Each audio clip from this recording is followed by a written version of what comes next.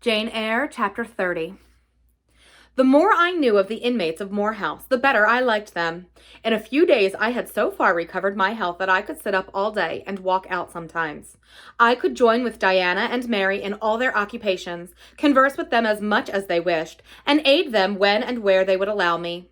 There was a reviving pleasure in this intercourse, of a kind now tasted by me for the first time, the pleasure arising from perfect congeniality of tastes, sentiments, and principles. I liked to read what they liked to read. What they enjoyed delighted me. What they approved, I reverenced. They loved their sequestered home. I, too, in the gray, small, antique structure with its low roof, its latticed casements, its moldering walls, its avenue of aged firs, all grown aslant under the stress of mountain winds, its garden dark with yew and holly, and where no flowers but of the hardiest species would bloom, found a charm both potent and permanent. They clung to the purple moors behind and around their dwelling, to the hollow vale into which the pebbly bridle path leading from their gate descended, and which wound between fern banks first, and then amongst a few of the wildest little pasture fields that ever bordered a wilderness of heath, or gave sustenance to a flock of gray moorland sheep with their little mossy-faced lambs. They clung to this scene, I say, with a perfect enthusiasm of attachment. I could comprehend the feeling and share both its strength and truth. I saw the fascination of the locality. I felt the consecration of its loneliness. My eye feasted on the outline of swell and sweep, on the wild coloring communicated to ridge and dell by moss, by heath bell, by flower-sprinkled turf, by brilliant bracken and mellow granite crag. These details were just to me what they were to them, so many pure and sweet sources of pleasure. The strong blast and the soft breeze, the rough and the halcyon day, the hours of sunrise and sunset, the moonlight and the clouded night developed for me in these regions the same attraction as for them, wound round my faculties the same spell that entranced theirs. Indoors we agreed equally well. They were both more accomplished and better read than I was, but with eagerness I followed in the path of knowledge they had trodden before me. I devoured the books they lent me. Then it was a full satisfaction to discuss with them in the evening what I had perused during the day. Thought fitted thought, opinion met opinion. We coincided, in short, perfectly. If in our trio there was a superior and a leader, it was Diana. Physically, she far excelled me. She was handsome. She was vigorous. In her animal spirits, there was an affluence of life and a certainty of flow, such as excited my wonder, while it baffled my comprehension. I could talk a while when the evening commenced, but the first gush of vivacity and fluency gone, I was fain to sit on a stool at Diana's feet, to rest my head on her knee, and to listen alternately to her and Mary, while they sounded thoroughly the topic on which I had but touched. Diana offered to teach me German. I liked to learn of her. I saw the part of instructress pleased and suited her. That of scholar pleased and suited me no less. Our natures dovetailed. Mutual affection of the strongest kind was the result. They discovered I could draw. Their pencils and color boxes were immediately at my service. My skill, greater in this one point than theirs, surprised and charmed them. Mary would sit and watch me by the hour together. Then she would take lessons, and a docile, intelligent, assiduous pupil she made. Thus occupied and mutually entertained, days passed like hours, and weeks like days. As to Mr. St. John, the intimacy which had arisen so naturally and rapidly between me and his sisters did not extend to him. One reason of the distance yet observed between us was that he was comparatively seldom at home. A large proportion of his time appeared devoted to visiting the sick and poor among the scattered population of his parish. No weather seemed to hinder him in these pastoral excursions.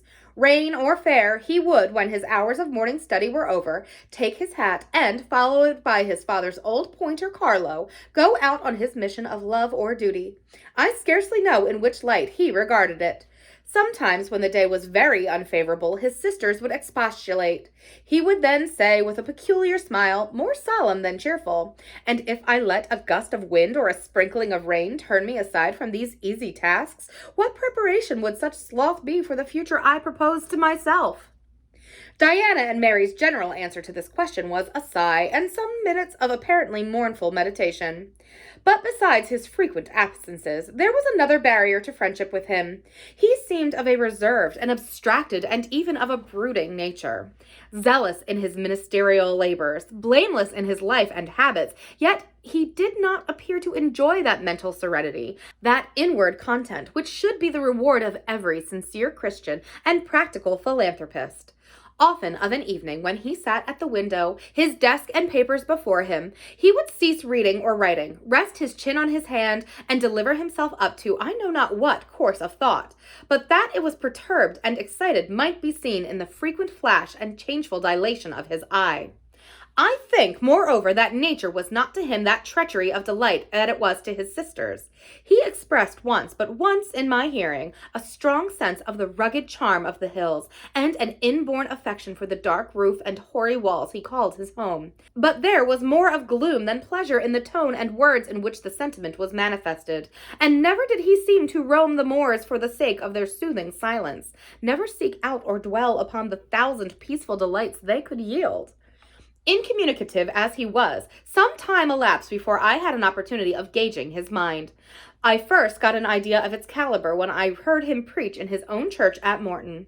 I wish I could describe that sermon, but it is past my power. I cannot even render faithfully the effect it produced on me.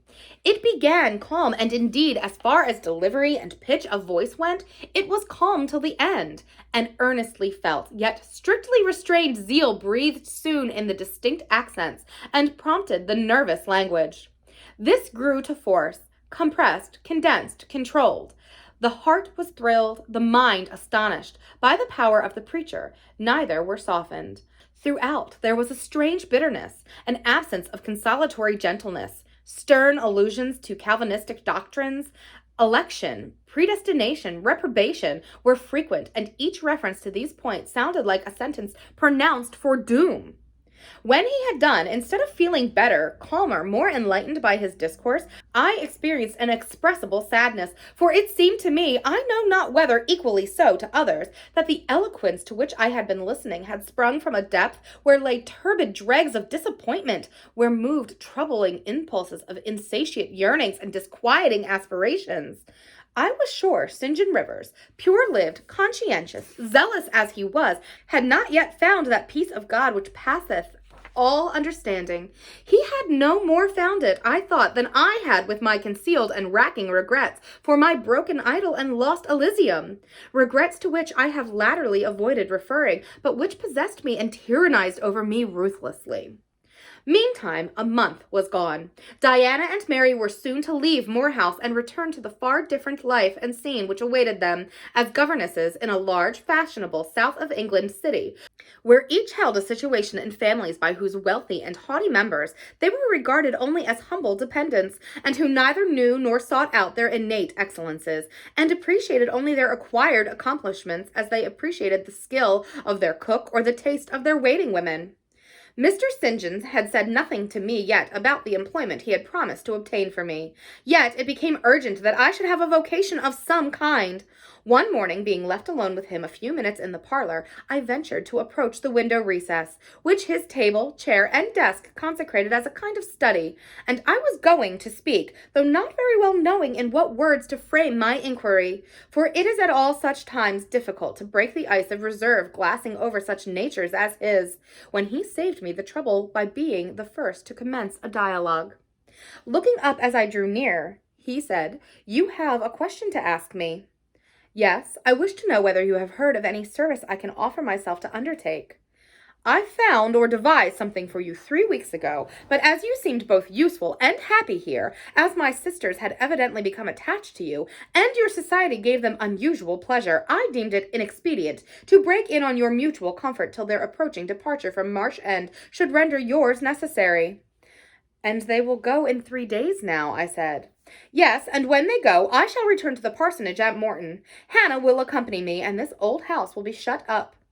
I waited a few moments, expecting he would go on with the subject first broached, but he seemed to have entered another train of reflection. His look denoted abstraction from me and my business. I was obliged to recall him to a theme which of necessity won close and anxious interest to me. "What is the employment you had in view, Mr. Rivers? I hope this delay will not have increased the difficulty of securing it." Oh no, since it is an employment which depends only on me to give and you to accept. He again paused. There seemed a reluctance to continue. I grew impatient. A restless movement or two, and an eager and exacting glance fastened on his face, conveyed the feeling to him as effectually as words could have done, and with less trouble. You need be in no hurry to hear, he said. Let me frankly tell you, I have nothing eligible or profitable to suggest. Before I explain, recall, if you please, my notice clearly given that if I help you, it must be as the blind man would help the lame.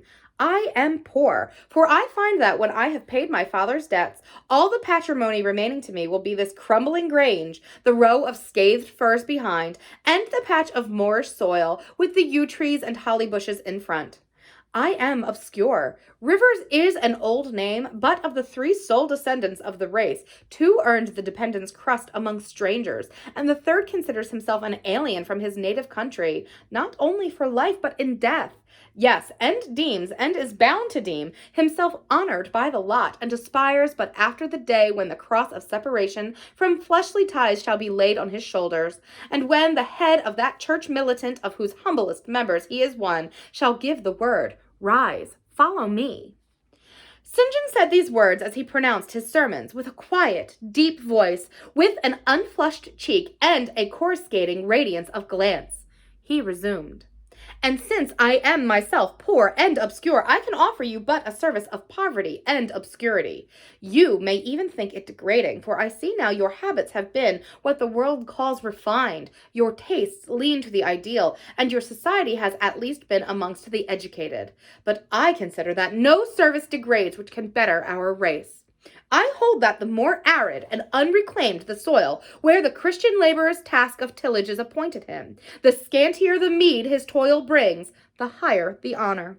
His, under such circumstances, is the destiny of the pioneer, and the first pioneers of the gospel were the apostles. Their captain was Jesus, the Redeemer himself. Well, I said, as he again paused, proceed. He looked at me before he proceeded. Indeed, he seemed leisurely to read my face, as if its features and lines were characters on a page. The conclusions drawn from this scrutiny he partially expressed in his succeeding observations. I believe you will accept the post I offer you, said he, and hold it for a while, not permanently, though, any more than I could permanently keep the narrow and narrowing the tranquil, hidden office of the English country incumbent. For in your nature is an alloy as detrimental to repose as that in mine, though of a different kind. Do explain, I urged when he halted once more. I will, and you shall hear how poor the proposal is, how trivial, how cramping. I shall not long stay at Morton. Now that my father is dead, and now that I am my own master, I shall leave the place probably in the course of a 12-month. But while I do stay, I will exert myself to the utmost for its improvement. Morton, when I came to it 2 years ago, had no school. The children of the poor were excluded from every hope of progress. I established one for boys. I mean now to open a second school for girls. I have hired a building for the purpose, with a cottage of 2 rooms attached to it for the mistress's house. Her salary will be £30 a year. Her house is already furnished, very simply but sufficiently, by the kindness of a lady, Miss Oliver, the only daughter of the sole rich man in my parish, Mr. Oliver, the proprietor of a needle factory and iron foundry in the valley. The same lady pays for the education and clothing of an orphan from the workhouse, on condition that she shall aid the mistress in such menial offices connected with her own house and the school as her occupation of teaching will prevent her having time to discharge in person. Will you be this mistress? He put the question rather hurriedly. He seemed half to expect an indignant, or at least a disdainful rejection of the offer. Not knowing all my thoughts and feelings, though guessing some, he could not tell in what light the lot would appear to me. In truth, it was humble, but then it was sheltered, and I wanted a safe asylum. It was plodding, but then, compared with that of a governess in a rich house, it was independent, and the fear of servitude with strangers entered my soul like iron. It was not ignoble, not unworthy, not mentally degrading. I made my decision. I thank you for the proposal, Mr. Rivers, and I accept it with all my heart. But you comprehend me, he said. It is a village school. Your scholars will be only poor girls, cottagers' children at the best, farmers' daughters. Knitting, sewing, reading, writing, ciphering will all you will have to teach. What will you do with your accomplishments? What with the largest portion of your mind, sentiments, tastes? Save them till they are wanted. They will keep. You know what you undertake then. I do. He now smiled, and not a bitter or sad smile, but one well-pleased and deeply gratified. And when will you commence the exercise of your function? I will go to my house tomorrow and open the school, if you like, next week. Very well, so be it. He rose and walked through the room. Standing still, he again looked at me. He shook his head. What do you disapprove of, Mr. Rivers? I asked. You will not stay at Morton long. No, no. Why, what is your reason for saying so? I read it in your eye. It is not of that description which promises the maintenance of an even tenor in life. I am not ambitious. He started at the word ambitious. He repeated, No, what made you think of ambition? Who is ambitious? I know I am, but how did you find it out? I was speaking of myself. Well, if you are not ambitious, you are... He paused. What? I was going to say impassioned, but perhaps you would have misunderstood the word and been displeased. I mean that human affections and sympathies have a most powerful hold on you. I am sure you cannot long be content to pass your leisure in solitude, and to devote your working hours to a monotonous labor wholly void of stimulus, any more than I can be content, he added with emphasis, to live here buried in morass, pent in with the mountains, my nature that God gave me, contravened, my faculties, heaven bestowed, paralyzed, made useless. You hear now how I contradict myself, I who preached contentment with a humble lot, and justified the vocation even of hewers of wood and drawers of water in God's service. I, his ordained minister, almost rave in my restlessness. Well, propensities and principles must be reconciled by some means. He left the room. In this brief hour I had learnt more of him than in the whole previous month. Yet still he puzzled me. Diana and Mary Rivers became more sad and silent as the day approached for leaving their brother and their home. They both tried to appear as usual, but the sorrow they had to struggle against was one that could not entirely be conquered or concealed. Diana intimated that this would be a different parting from any they had ever known. It would probably, as far as St. John was concerned, be a parting for years. It might be a parting for life. He will sacrifice all to his long-framed resolves, she said, natural affection and feelings more potent still. St. John looks quiet, Jane, but he hides a fever in his vitals. You would think him gentle, yet in some things he is inexorable as death, and the worst of it is, my conscience will hardly permit me to dissuade him from his severe decision. Certainly I cannot for a moment blame him for it. It is right, noble, Christian, yet it breaks my heart, and the tears gushed to her fine eyes. Mary bent her head low over her work. We are now without father. We shall soon be without home and brother, she murmured. At that moment a little accident supervened, which seemed decreed by fate purposefully to prove the truth of the adage, that misfortunes never come singly, and to add to their distresses the vexing one of the slip between the cup and the lip. St. John passed the window reading a letter. He entered. Our Uncle John is dead, he said. Both the sisters seemed struck, not shocked or appalled. The tidings appeared in their eyes rather momentous than afflicting. Dead, repeated Diana. Yes. She riveted a searching gaze on her brother's face. And what then? She demanded in a low voice. What then, die? He replied, maintaining a marble immobility of feature. What then? Why, nothing. Read. He threw the letter into her lap. She glanced over it and handed it to Mary. Mary perused it in silence and returned it to her brother. All three looked at each other, and all three smiled, a dreary, pensive smile enough. Amen. We can yet live, said Diana at last. At any rate, it makes us no worse off than we were before, remarked Mary. Only it forces rather strongly on the mind the picture of what might have been, said Mr. Rivers, and contrasts it somewhat too vividly with what is. He folded the letter, locked it in his desk, and again went out. For some minutes no one spoke. Diana then turned to me. Jane, you will wonder at us and our mysteries, she said, and think us hard-hearted beings not to be more moved at the death of so near a relation as an uncle. But we have never seen him or known him. He was my mother's brother. My father and he quarreled long ago. It was by his advice that my father risked most of his property in the speculation that ruined him. Mutual recrimination passed between them. They parted in anger and were never reconciled. My uncle engaged afterwards in more prosperous undertakings. It appears he realized a fortune of £20,000. He was never married and had no near kindred but ourselves and one other person, not more closely related than we are. My father always cherished the idea that he would atone for his error by leaving his possessions to us. That letter informs us that he has bequeathed every penny to the other relation, with the exception of 30 guineas to be divided between St. John, Diana, and Mary Rivers for the purchase of 3 mourning rings. He had a right, of course, to do as he pleased, and yet a momentary damp is cast on the spirits by the receipt of such news. Mary and I would have esteemed ourselves rich with £1,000 each, and to St. John such a sum would have been valuable for the good it would have enabled him to do. This explanation given, the subject was dropped, and no further reference made to it by either Mr. Rivers or his sisters. The next day I left Marsh End for Morton. The day after, Diana and Mary quitted it for distant B. In a week, Mr. Rivers and Hannah repaired to the parsonage, and so the old Grange was abandoned.